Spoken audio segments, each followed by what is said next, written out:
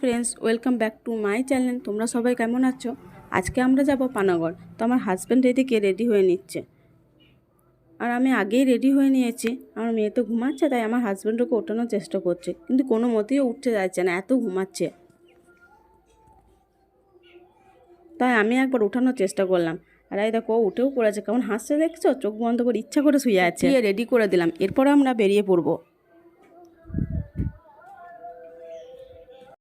আমরা বেরিয়ে পড়েছি।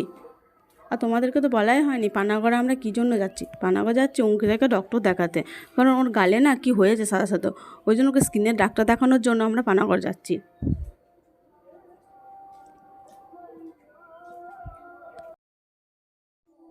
এদিকের এই রাস্তাটা দেখছো না, এটা ক্ষেত্রপাল যাওয়ার রাস্তা। আমাদের বাড়ি থেকে ক্ষেত্রপাল খুবই কাছে, আর আমি যদি পরে কখনো ক্ষেত্রপাল যাই তো তোমাদের সঙ্গে অবশ্যই শেয়ার করব।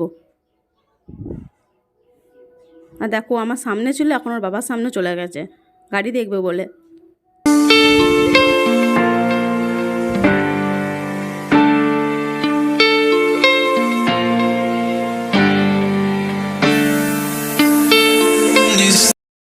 আমরা পানাগড় পৌঁছে গেছি,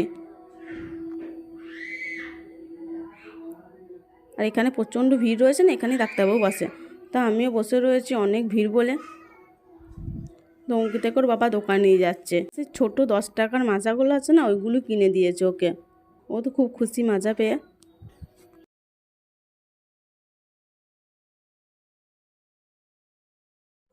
আর কেমন খাচ্ছে দেখো, নিজে নিজে এখন খেতে শিখে গেছে। আমরা ভেতরে ঢুকে গেছি, তা আমার সামনে এখনও অনেকজন আসছে। তো সিঁড়িতে বসে আছি, আর এখানে ডাক্তারবাবু বসে। আর দেখো মুখে যে সাদা সাদাগুলো হয়েছে না, এইগুলোর জন্যই ডাক্তার দেখাতে এসেছি। ডাক্তার দেখিয়ে বেরিয়ে পড়েছি, আর দেখো রেল গেটে কেমন জ্যাম লেগে গেছে। তাই ওপারে না গিয়ে এপারেই আমরা একটা করে এগরোল খেয়ে নিলাম। আর এগরোল খেতে খেতে তো আরও জ্যাম হয়ে গিয়েছিলো, তাই আমাদের বাড়ি আসতে রাত হয়ে গিয়েছিলো। আর রাত্রিরে বাইকে করে ঘুরতে আমার খুব ভালোই লাগে। তা আমরা যতক্ষণ বাড়ি যাই ততক্ষণ তোমরা ভিডিওটা একটা লাইক করে যাও। টাটা।